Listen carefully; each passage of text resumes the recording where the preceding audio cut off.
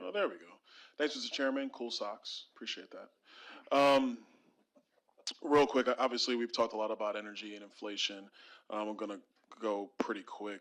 I think everybody around this table knows how we entered this inflationary cycle through the American Rescue Plan et al. Of the rest of the government spending that's occurred the last 24 months or so.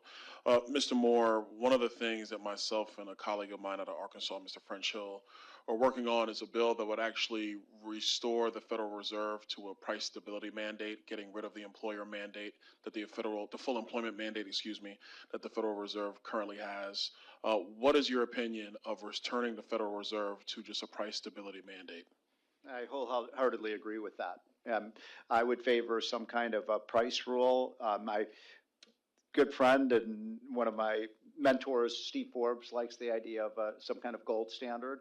I would look at maybe something a little broader than that. I like to look at commodity prices. By the way, if you look, you all should look every morning at what's happened to what's called the CRB index. That's an index of about 25 major commodities, everything from coal to cotton to copper to heating oil and so on and so forth. Straight up since Biden came into office. And so, yes, we should have I believe in a rule-based monetary policy. I also believe that at most we should, we want full employment in this country, obviously. But what really worries me, Congressman, the Federal Reserve is now making, carbon emissions and climate change one of their mandates. I mean, no wonder they can't control inflation. They've completely taken their eye off the ball. That's exactly right.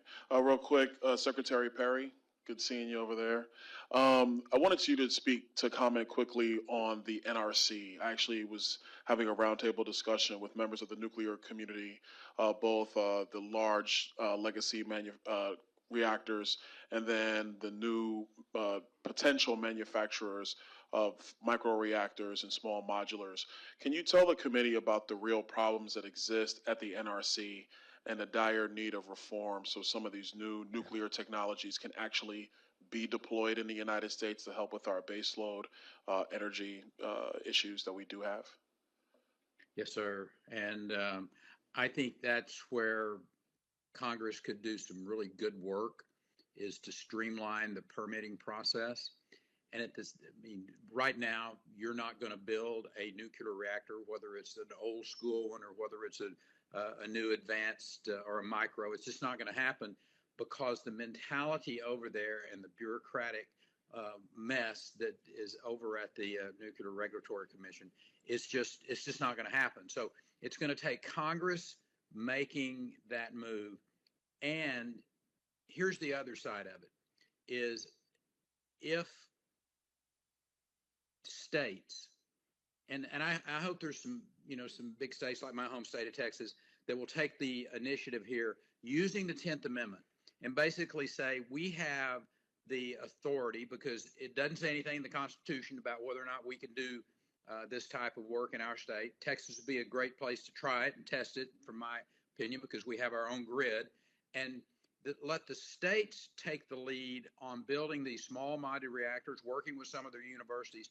I just think that America needs to take the lead. Small modular reactors, these advanced reactors, micro reactors, that's the real future for energy production. And our fossil fuels will help us make that transition over the course of the years, but it should happen faster rather than later. Okay, and to wrap up, Ms. Sigma, Mr. Epstein, can you talk about the issue we have currently, not only with the lack of pipeline development throughout the United States, but what, even in the big media, they're starting to talk about the real issue we have with a lack of oil refining capacity in the United States, and what do you think we need to be doing to rectify both of those situations? Pipelines are, they're the infrastructure, they're the veins of the industry. I mean, we need the pipelines in order to put the natural gas so we can get it to Europe. We want to increase LNG to Europe, but we don't have the pipelines to get to the LNG terminals or to our allies in Asia. So that's one area I think Congress could consider when hopefully the House changes hands. On the go ahead. Oh, no, no, sorry, you go ahead. On the refining issue, unfortunately, with 1.1 million barrels down a day capacity, that capacity is really not coming back. It's not like you can just flip a switch and approve, and bring that capacity back.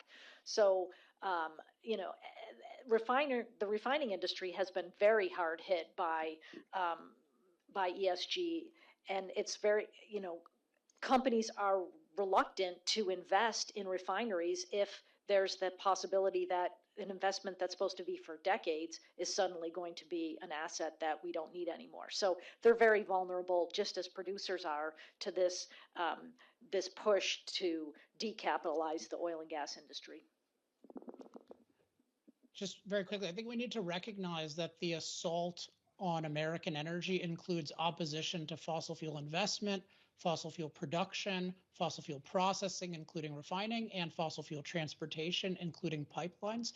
And what I said about a long-term commitment by Congress, that needs to apply to all four of those aspects. What we're seeing is the energy industry is an incredible industry that provides energy for billions of people, hundreds of millions of Americans, but it takes freedom. And when you restrict freedom randomly, you don't think through the consequences, then you have these supply shortages, and you can't get rid of them by being upset because you're getting bad polls, which is the administration's basic response. They're upset not because they're upset about the consequences, but they don't like the polls. So we really need people in office who care about energy and are willing to make long-term commitments to liberate it. Thanks so much, Mr. Chairman. Thanks for your indulgence. I would argue this committee would get better ratings than that other committee that's going on right now. I yield back. Thank you. Now